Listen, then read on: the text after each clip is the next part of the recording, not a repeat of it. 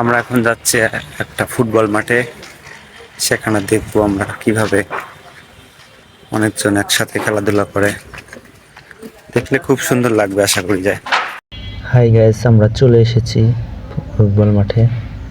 এখন দেখুন আপনারা কিভাবে ফুটবল খেলতেছে অনেকজন একসাথে, তবে অনেক সুন্দর লাগতেছে। আমরা দুই ভাই এখন কিছু খাবার খাচ্ছি, ক্ষুধা লেগে গেছে এই জন্য।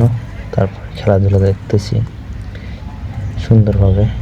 একটা ছোট ভাই ছিল জনি টপ্প, সে তার সাথে আমাদের অনেক দিনের পরিচয়। সেও এই মাঠে আর কি প্র্যাকটিস করতে আসছিল। সে প্র্যাকটিস করতেছে আর আমরা এদিকে ক্ষুধার্ত হয়ে খাওয়া দাওয়া করতেছি।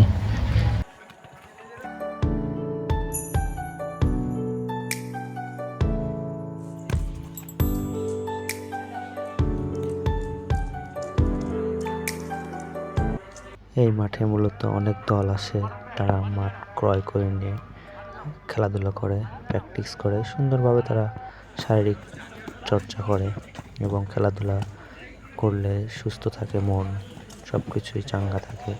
এই জন্যই খেলোয়াড়রা প্রতিদিন এসে তারা প্র্যাকটিস করে। আর আমরা মাঝে মধ্যে যাই, আশা করি যতটুকু চেষ্টা পারি দেখার জন্য যাই।